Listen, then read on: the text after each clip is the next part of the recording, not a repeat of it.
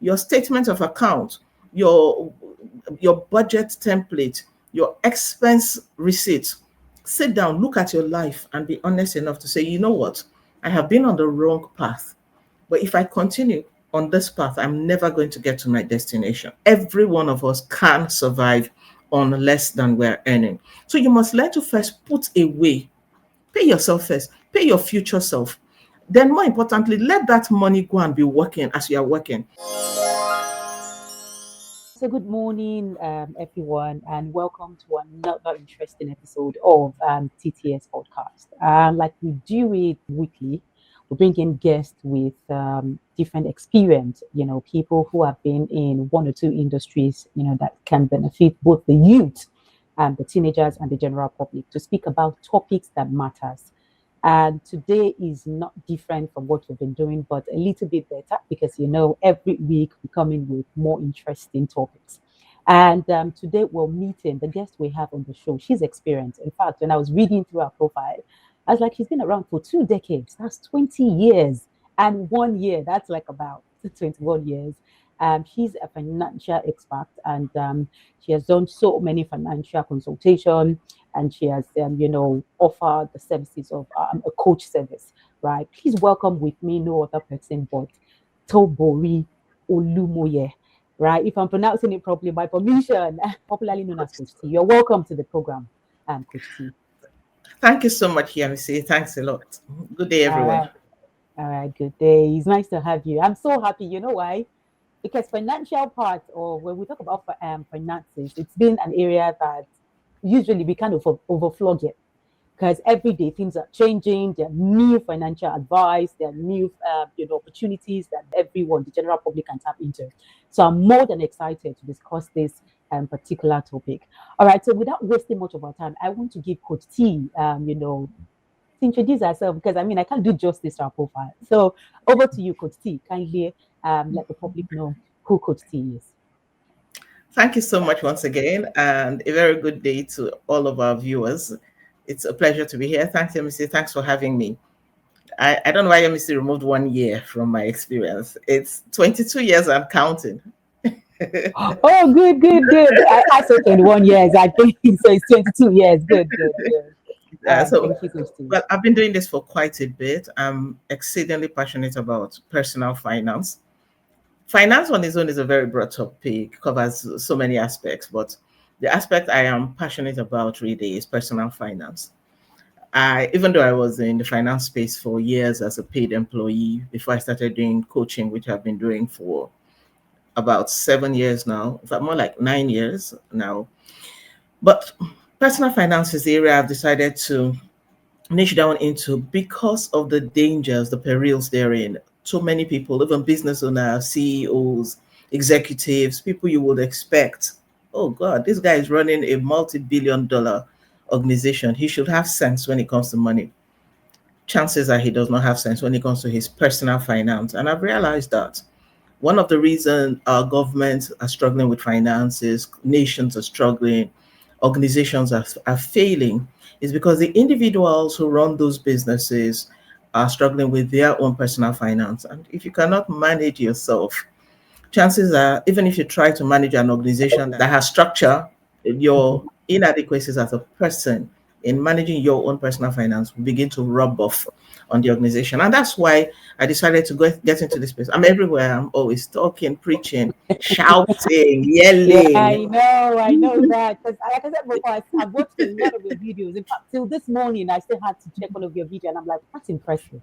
Okay, so without wasting much of our time, you started already in your introduction, you started moving into the topic gradually. But let's start real quick. Because our target audience are young youth, right? Who are also young professionals, young youth, and teenagers. So let's start with what financial literacy is. What is financial literacy, and why is it important for everybody, not just the young, the teenagers, but the general public, to have financial literacy? Yeah, so when we talk about financial literacy is broad, but it's essential, in very simple terms, simply means your ability to manage your finances. And when it comes to manage, you see that word manage, it tends to cover a lot of things. I tell people the word manage does not really say what financial literacy does. Because in reality, It covers how to make money, how to multiply that money, how to protect that money, how to transfer that money, how to preserve that money. So when you say manage, it doesn't just mean making and saving it. No, there's a lot that goes into managing the money. So financial literacy just basically means how to manage the money in such a way that it will take care of you throughout your lifetime and beyond. I like to add that and beyond is And very important. beyond. It's All very right, thank important you for because that. you leave an estate behind when you leave. Oh, okay. Excellent. Excellent. So I was going to just move into it. We know when you talk about financial, literacy and being financially accountable, you want to look at financial habits as well. So let's talk about financial habits. What influence financial habits? What are we expected to do when it comes to habits regards finance? So for young people, it's extremely important that you understand financial literacy. That's a starting point, because when you start with the knowledge will guide you. You will know what to do and what not to do. For example, some very simple, basic habits would be the habit of saving. But you cannot save if you don't understand the gift or the power of delayed gratification. So you need to know, what do I need to gratify now, or so what urge or desire do I need to satisfy today and sacrifice tomorrow, or what do I need to sacrifice today to satisfy tomorrow? Your ability to make that decision will help you save. So many people say, "Oh, I'm struggling to save because the money is not enough." No, the reason you are not saving, it's not necessarily because the money is not enough. It's because you have not understood the power of delayed gratification. You didn't save, but you ate something, you slept somewhere, you spent money, meaning that you could have spent less than you did. You just chose not to. So the habit of saving, the habit of delayed gratification, the habit of contentment, the habit of learning, continuous learning. And I need to chip this in. Let me see. This is not even a youth thing, is an adult thing. We spent 4 years, then 6 years, then 6 years, and so in some cases another 5 years. Oh, sorry, we spent 6 years, we spent 4 years, another 3 years here and there, altogether about 22 years studying to become maybe a medical doctor or studying to become an engineer or an artist. You spend all of that time learning how to master a skill, but you now get into the public, and the essence of that skill is to make money.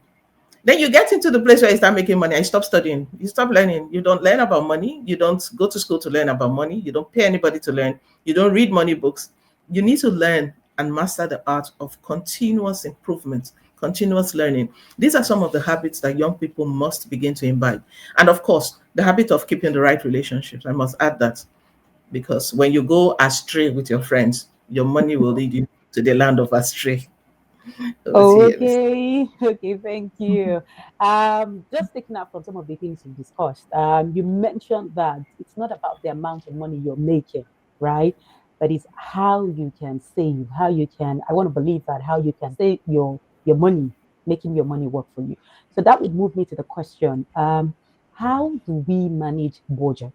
Because we've had a lot of, let's look at the general public now, because you already mentioned that it's not even just a young youth thing, it's for everyone.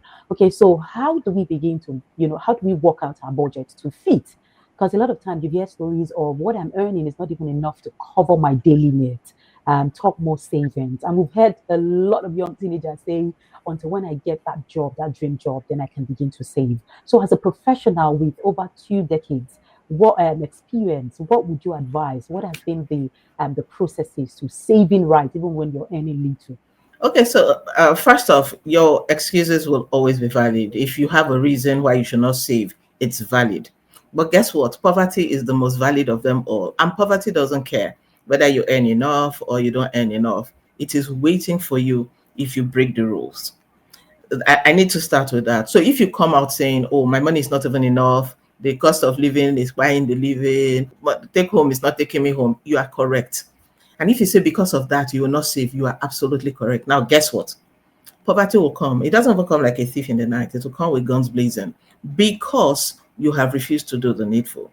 Here's what I say to young people. I have a teenage daughter, and I've said to her, this is the best time to learn how to save now that you are earning almost nothing, now that your pocket money is so small.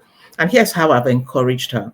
First of all, she's got her investment account. She's got her, forget all the ones that I did for her as a child. That doesn't count. She's now in charge of her own money. She needs to sit down and say, look, this is my pocket money. I get 100 units of this money. Out of these 100 units, the first thing I'm going to do is put away 40 units. Meaning that I didn't say 40,000. I did not say 4,000. I said 40 units, meaning any amount you percentage, make it a percentage, right? But keep away 40% of it first, and then live on 60%. And she says, oh, mommy, this is 60% is not going to be enough. Oh, 60% is hard. Oh, and I say, you are right. But do you know there are many people you will meet in the university whose parents, their total salary is not up to your pocket money, but they will be in the university with you. They will survive. The truth is, every one of us can survive on less than we're earning. So you must learn to first put away, pay yourself first, pay your future self. Then more importantly, let that money go and be working as you are working. To encourage my daughter, what have I done? And I'm going to say this to even young people. You can approach your parents, approach your mentors or people, guidance, whoever is in authority over you, and help them, tell them to help you on your journey. Utilize tech, lock the funds up. So for my daughter, what I've said to her is at the end of every quarter, I want to see what you've been able to keep religiously. I'm not talking about putting in and bringing out. I want to see what you've been able to sustain over the quarter. Whatever you sustain, I will match it. So what that means is if she's able to save 5,000, I'll give her an additional 5,000. If she's able to save 10, I'll give her. If she's able to do 100, I'll give her another 100. And this has, as our people say, it has gingered her. She's on fire. She really is ready to start. Suddenly, she has forgotten that the money was not enough. Suddenly, she realizes that, oh, it's doable. All I have to do is sacrifice a treat here, walking here, sacrificing this, reducing my food, and I'll be fine. So that's what I will encourage you. When you want to save, first of all, put the money aside and keep it in a place where you cannot touch it. Then try to live on the rest. You will find out that there are ways to survive on far less. And then get a budget. There are many formulas for budget out there. I personally do not use the percentage formula rule. I tell people, draw up a real budget. But the budget topic is a topic for another day, but it's a very important topic. Because if you get the budget wrong, chances are your money will go astray. But let's start with just putting aside 40% of what you earn and trying to live on 60. All right. Thank you so much for that tips. I'll call it a tip because it's very useful. Okay, so that will take me to this particular question because I totally understand. Young youth who are just starting, they can easily get themselves right. But we have some youth as well who are already in some they've gotten themselves into some situation and it's difficult for them to save. An example is living, more than, let's say, for instance, they've gotten their self-apartments that is more than their budget. Even the 60% cannot pay for their daily because, they have cars, they have these, and all of these things equate what they're earning. So I want you to advise, how do they get to put their budget right, considering all of these situations that they're now into, right? They are living in an apartment that is almost 70% of their income, right? They have these that they need to settle. They have these other projects alongside and stuff like that. How do they still manage all of these things? And how can they get things right? Okay, yeah. I'm a personal finance coach. I don't beat around the bush. I don't come to tell you things that will make you feel good. There's nothing to feel good about. If you're living above your means, you're poor. If you're living above your means, poverty is coming. And I'm not kidding you. I can tell you, oh, don't worry, just hang in there. You'll be all right. Just keep pushing. Please don't push. Sit down and look at your numbers. That's a beautiful thing I love. That's what I love about money. Money is numbers. It's mathematics. There's no story. 100 minus 50 is 50. If you say, oh, I spent it on 50 oranges, nobody cares. It is minus. 100 plus 50 is 150. Finance does not care. Oh, the money came from selling mangoes or a cake. It doesn't care. It's inflow. You must sit down. And if you can get a financial planner, please get one. You cannot do it on your own. You're too close to your money. But if you cannot afford one, be honest enough with yourself. Be strong enough to go on a personal financial date with yourself, your statement of account, your budget template, your expense receipt. Sit down, look at your life and be honest enough to say, you know what? I have been on the wrong path. But if I continue on this path, I'm never going to get to my destination. What I can do to get to my destination is to, first of all, realize that I am on the wrong path, and then make a U-turn. You see that U-turn, that's where many people fail. They don't have the ability to make the U-turn. You're already living in a plush apartment. What will my friends say? What will family say? You're already doing all of the trendy stuff. You will get into trouble. You're going to go. So what you should do, first of all, if you are living in an apartment, and I'll use Lagos folks for instance, maybe you were paying 2.5 million naira as rent and you were barely able to survive. Suddenly your landlord has said, you know what, it's my asset and I'm going to charge you 4.5 million naira for it. Obviously, you can no longer afford to stay in that apartment. And you should be honest enough with yourself to say, you know what, I can no longer do this. It happens with our colleagues abroad. If you've lived abroad, you know people rarely stay alone. They share apartments. You can share. You can take a lower place. People get on the train every single day, living in the rural area and transiting to their workplace in the city. If you say, oh, the cost of transportation is even more, whatever it is, but you must sit down and say, I can no longer afford to live in this apartment based on my current earnings. So two things must happen. Either I increase my earnings or I reduce my expenses. So you can say, okay, I can no longer afford this. I'm going to take a downgrade in lifestyle, which is what you should do anyway. If you cannot afford to maintain your car, and maintaining your car is not just buying fuel, the car itself has to be maintained because it's depreciating. Most people forget that at the end of the year, you're going to spend money on tires, you probably replace your batteries, you will do some panel beating work, you do engine work. There's a lot that goes into maintaining a car. When they are calculating car expense, they will only put 50,000 for fueling. That is not the cost of maintaining the asset. So you must provide properly. Well, anyway, when you've looked at all of those things and you've realized that, okay, it's time to take a deep breath and make a decision. Step back. Oh, this car must go so that I don't go. These are the car to depreciate. I don't want depreciating. The car must go, or the house must go, or this lifestyle must go. Oh, I can no longer hang out with this group of friends because they are putting me under pressure to live a life I can't afford. You see, all of those hard conversations, you must have them. When you've had them, you will now create a new budget. And young people, these words I'm saying to you, they are extremely important. You need to understand that every single decision you make has a financial implication. Let no man deceive you. Your love decisions, any decision you make, even when you say, oh, I want to live a healthier lifestyle, I want to eat better, that is a financial decision. You say, oh, I want to move to my own apartment. It is not the rent that is the cost of moving to a new apartment. There's a cost of getting in. So you need to understand all of this, which is why I said, if you can work with an expert, fine. But if you cannot, surround yourself with people who have sense so that they can guide you. So step away from groups where you are the most sensible person. Meanwhile, you know that you are not sensible. You're all leading yourselves astray. But to make it short, let me see. Let the person sit down, come to your senses. Things are harder now. You've taken a downgrade in lifestyle. Be honest enough with yourself to readjust. Tomorrow you will make more money. That's one thing I like about money. You will make more in future. And when you do, you can always upgrade. All right. Thank you so much for that. I like the fact that you mentioned a couple of things. I mean, very practical. You had mentioned a statement before that I'm going back to. You mentioned the strategy, this strategy of pay yourself first, right? So I really want you to give details to paying yourself first, because it is assumed that, I mean, you can't pay yourself. People would naturally believe paying should be done by either your employee, or I mean, a boss or something, or a company that hires you. So please, if you can touch light and add more details to that, paying yourself. And another thing I want you to also help us explain is, not usually you see an individual with just one account, right? And then, because all of these transactions happen in one account, they get to lose or track of how they're spending.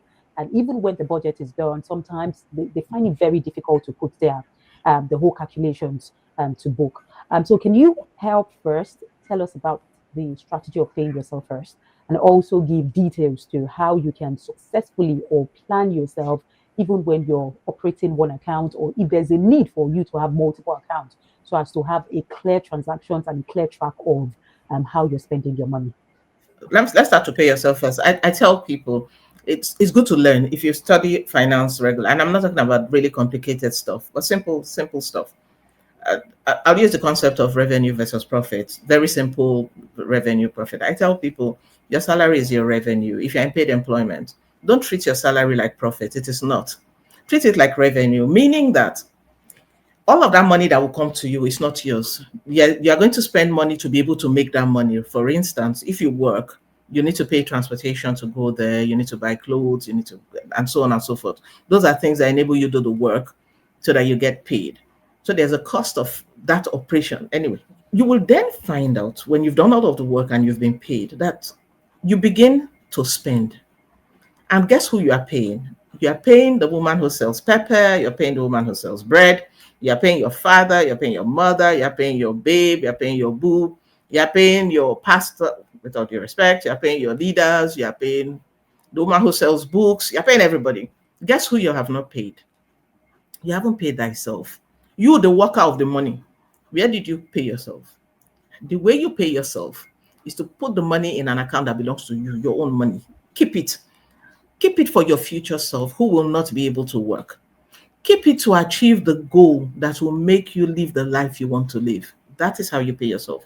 So you are paying. So if you use the proper budget template, there's a proper budget template which recognizes that you have income. So I just tell people, you tend to pay everybody, you pay the people you're buying things from, but you don't pay yourself, right?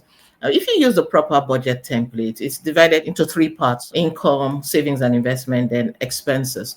Before ever you spend the money, in fact, if you use the right template, you will calculate the money that is really available for expenses. You calculate it first. And how do you calculate it? You take, when you've earned all of your income, take out money for yourself, which is savings, investment, savings for retirement, savings for goals, etc. When you've taken those out, it is what is left that is available for others.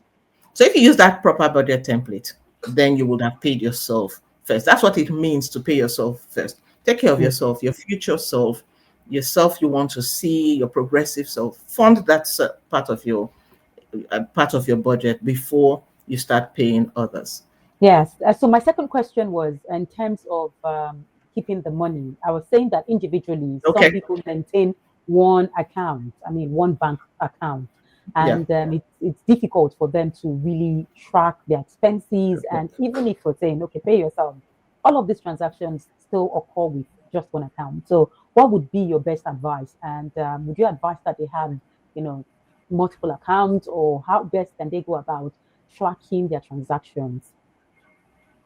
Oh, okay. So thanks for that. There are many ways when it comes to money. There are many ways. I tell people it's not by the multiple number of accounts. No, it's by the discipline behind the accounts. Here's a simple formula, especially for very young people. You don't need to open too many accounts. You do need a few. You can't do it all in one account for obvious reasons. The account that you spend on, understand that that account that you spend from frequently will never earn you interest, because by withdrawing regularly, you would have forfeited your rights to earning interest. So take that out. Understand that that's not going to happen. And that account will also be generating a lot of charges. Yeah, some banks will tell you it's transaction interest free, charge free, but that's initially. When you start growing volumes, it will end, and you will be charged for interbank transfers anyway. Meaning that that transaction account cannot be the account for growing wealth. It cannot be your savings account. It cannot be your investment account. Whenever I say put aside funds, what I mean is, again, investment planning, which is a part of financial planning, is a topic on its own. But since we're not delving into that, I would just tell you, because of this simple conversation for young people, try and get yourself a money market mutual funds account. It's like having a savings account, but with bumper harvest. Try and get it. Get yourself a simple money market mutual funds account. And that is the account where you put anything you want to pay yourself, put it there first. Let the money breathe. Then you can also put your money in your stock account. So if you've said, okay, every month I'm going to buy 5,000 naira worth of shares, you move the 5,000 into your stock wallet and then fund your stocks from there. So we've mentioned 2 accounts. We've mentioned the money market mutual funds account. We've mentioned your stock or portfolio account. You should have a third account. Okay, well, let's not call it a fourth. The first account is where the money entered, where all of the things happen. There should be a fourth account, which is like not your default spending account, but like a savings account. Now, where you spend from should actually be a current account, but many of you don't open current accounts anymore. So you're going to have an account where the savings actually takes place. All the money for mutual funds, money for savings towards rent, money for savings towards a goal, all those will sit in your money market fund. But there should be an account where, so let's say, let me give a typical example. Let's say I receive 100,000 naira every month, and I say, okay, this 100,000 naira, 40,000 is to pay myself and save, meaning that I'm only going to live on 60,000. Now, that 60,000 I have put aside for the month of, say, November, I am going to put it in, it will come into the first account, right? But I'm now going to move money for 3 weeks. So if it's 60,000 for 4 weeks, it means 150,000 per week, right? I will leave only 150,000 in that account where I do all my transactions. And then I will move 450,000 naira to this savings account. So that on a week by week basis, I will spend. I can then track, I can monitor. If by Friday, the money, the 150,000 is to last me till Sunday. If by Friday, I'm seeing that what is in that account is left, is just 2,000 naira. I know that Saturday and Sunday is 2,000 I have. It will help me stay on track. Have a minimum of 4 accounts. 2 are for investments. 1 is for savings. 1 is for activity. I like to call the activity account the interest account. Try to separate it this way, but some people do different things. So this one is for building house, this one is for buying car, this one is for children. As many as you can manage, but you really do not need so many. So for young people, you can start with this. Start with 2 investment accounts, 1 for stock, 1 for money market transactions, which is an investment account. Mm-hmm. Then have 1 that is your savings account that you can access. And that savings account will also earn interest for you because you will not be withdrawing regularly from it. Then you have your spending account. I hope this helps you. Of course it does. Thank you so much for sharing that. Sharing this with us.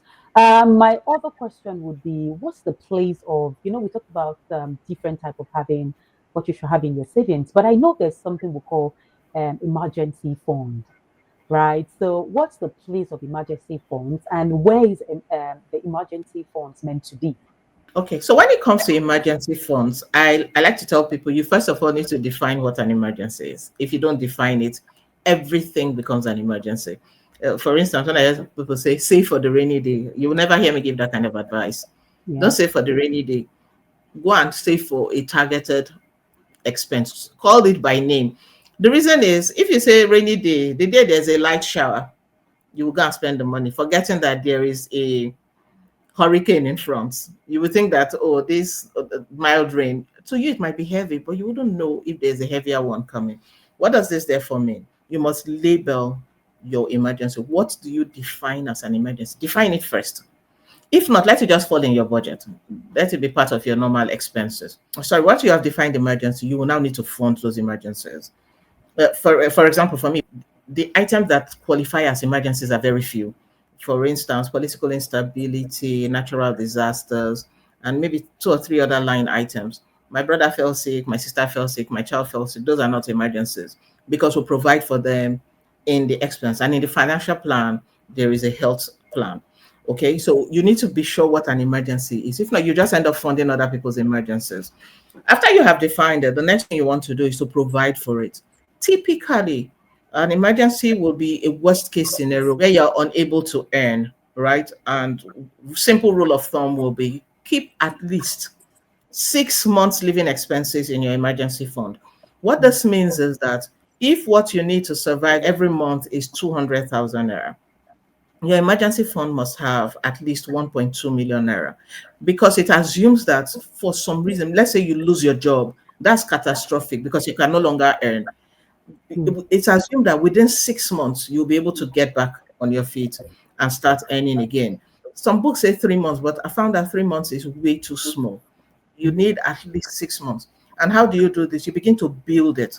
If you remember the budget template I talked about, income, savings, and investment, before you build your emergency fund to the capacity you want, it will feature under savings and investment. So every month you put some funds aside specifically for your emergency fund.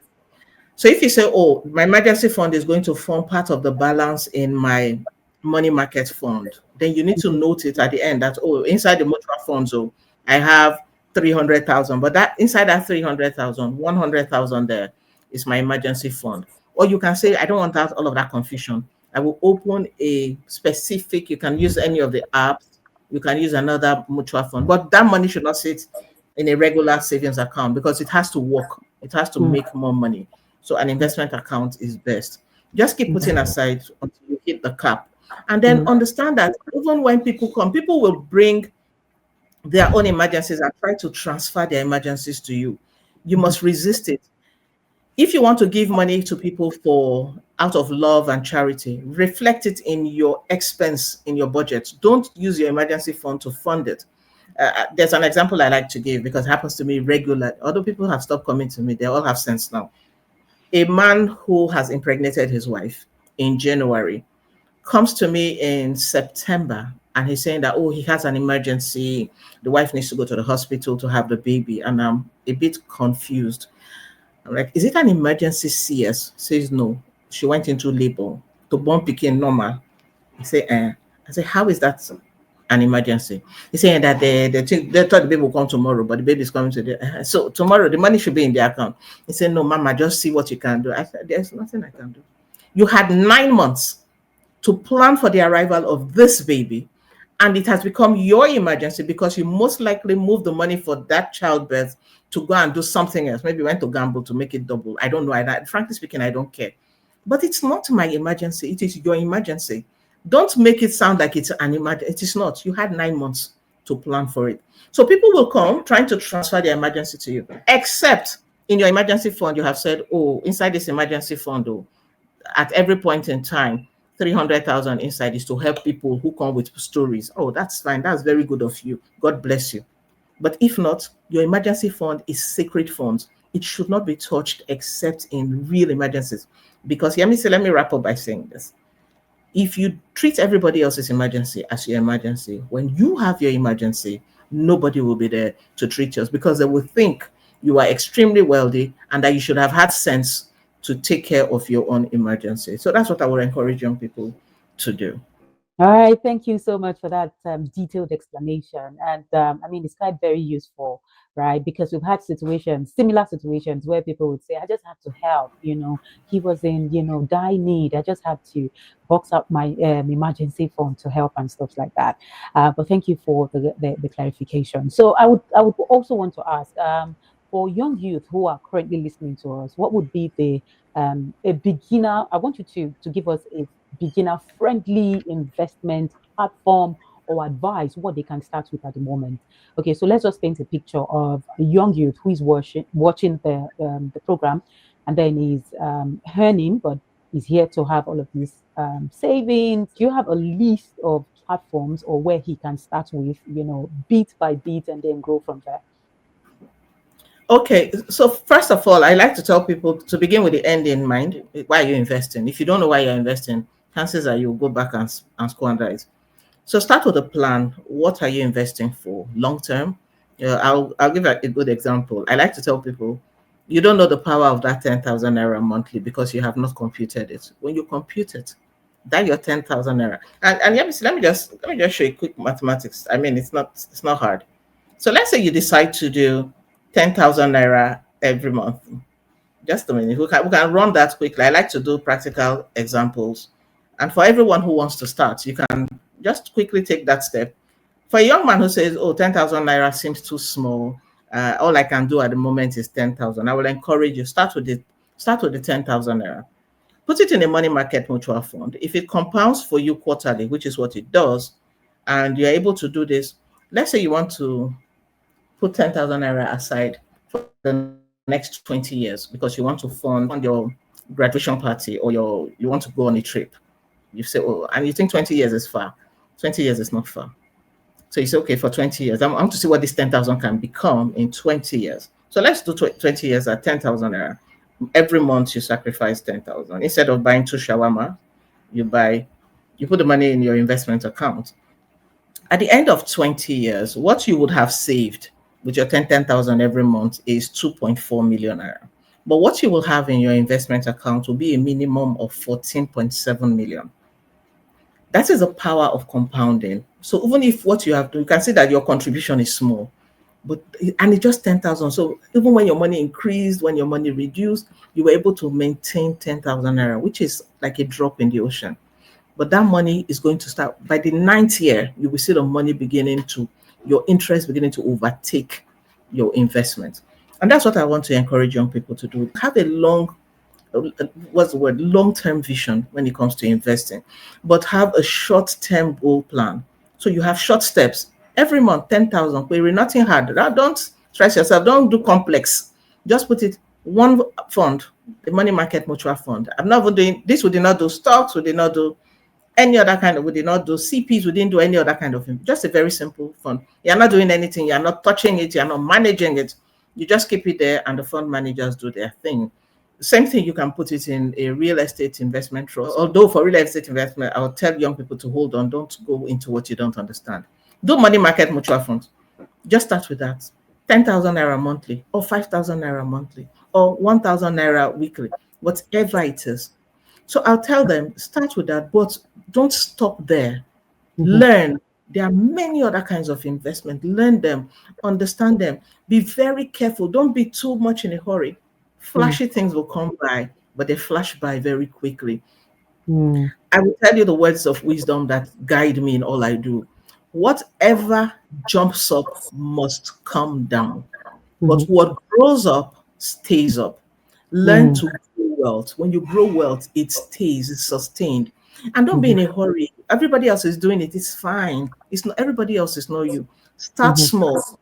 Be consistent. If you notice what I did in that example, it is 10,000 naira monthly. I did not say, oh, today I have 10,000. Tomorrow I will not put anything. The day after tomorrow I will not put. Then next week, don't worry. When I want to do next month, I will do double. No. Time does not reward you for that. It rewards you for the consistency. Instead of doing 10,000 that is too much for you, why don't you do 3,000 and be consistent? When you put it there, leave it alone and watch the magic happen. So that's what I'll tell you. Thank you so much for that. I'm very sure that they've been able to pick one or two things from the things you shared with us. To round this session up, because there's so many things I would have loved to ask you, but because of time, right? So to wrap up this session, we know that when it comes to anything that has to do with finances, discipline is one skill that everybody must have. As a matter of fact, in every area of our life. So can you help with daily habits that can help the young teenagers and the general public to help them stay disciplined, in this process of financial development and also investing and stuff like that? So what are the tips to help them stay disciplined in the process? Okay, so it's the same thing whether you are young or old, rich or poor. It's the same thing. First of all, understand money. Money makes a terrible, terrible master, but a great servant. For you to send the servant on an errand, you need to know the errand. If you don't send money on an errand, it will send you on errands. So understand money. Learn the basics. What is savings? What is investment? Just learn it. Or how is interest computed? Learn it. You spend 22 years learning how to be a dentist. Put 2 days. Go and learn. 2 hours, 1 hour, 20 minutes. Learn. So learn the basics. Then you yourself understand yourself. I like to tell people, know yourself, know your personality type. For instance, I love to spend. I'm a spender, but I'm a financial planner. Spending gives me joy, meaning that I am a danger to my own finances. What do I therefore do? Because I know myself, I therefore protect my finances from me, the weapon fashioned against them, and I move the funds away from where I have access. Because of that, I'm able to use tools to protect my money. So know yourself, know your goals, then start. Habits, simple savings habits. How do you save? If you cannot make more, don't spend more. So for instance, instead of taking the next, young people, explain to me why you're using hailing ride apps. Why are you paying 4,000 naira for a journey that you can use 40 naira or 100 naira? Why? Who are you trying to impress? Nobody cares. And guard your heart. Small habits, guard your heart. You are too quick to fall in love. You don't have money. Why are you loving? I'm not saying when you see the fine girl or fine guy, just do, oh, it's so cutesy. Why are you buying her flowers? Flower of 150,000. Are you okay? 150,000 in your mutual funds at the end of the year will give you additional almost 20,000 naira. Why are you squandering? And later, that same girl will tell you don't have financial wisdom, so she cannot marry you. Well, you know the examples I'm giving. So guard your heart, manage your expectations, manage your emotions, know where you're going, be focused. Then have money targets. This is critical. At the beginning of the year, or at the end of the year, or at the quarter, at the beginning of the quarter, at the beginning of the month, tell yourself at the end of this month, this is what I want to have saved. But more importantly, this is what I want to see as accrued interest. It's easy to say, well, every month I want to put 10,000. That's not enough. I want to be able to say at the end of September, I want to have earned interest income of 5,000 naira. That's my goal. So you will find yourself beginning to do the things that will help you achieve those goals. Those are some of the small things to do. And might I add this? I know you're young, but many of you have started working. Many of you have started associating.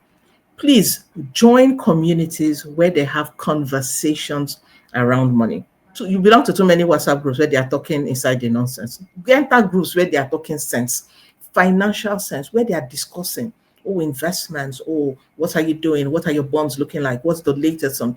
Even if you don't understand, stay inside there. As they are talking, with time, iron will begin to sharpen your iron. Associate with people who are in the place where you are headed. Stop staying in groups where you are the best performer. Stay in groups where you're also a learner and balance it out. If you do all of these things, believe me, wealth will come your way and you'll be able to manage the wealth when it comes. Yes. Hey. All right. Thank you so much, Coach T, for that wonderful steps and advice. I mean, they are all very useful. Even to myself, I was just looking through it. Okay, so year and year, things I'm supposed to improve, and thank you so much. I would have loved to ask you more questions, especially regards budgeting, investment, and all that. But I know that for sure we're still going to have you back on this program to talk about some of these other things. But for the meantime, thank you so much for joining us. And we can only say we look forward to having more of you. And to our audience who have again subscribed to this episode of TTS Podcast, thank you so much for always staying tuned. And we still remain committed to bringing you guests that are experienced in different topics that matters to our lives. So from me and the rest of the team, and together with our guest, Coach T, I don't know if you have one or two things to say to the guests before we leave. First of all, thank you so much for having me. And I want to encourage you. You can do it. Every wealthy person you know has only one head. Your head is good enough and you can do it. And God bless your finances as you Amen. grow. Amen. Thank you so much again, Coach T. Right, thank you everyone for joining. See you guys same time next with another guest. And I'll catch you guys around much later. Bye for now. Bye. Bye.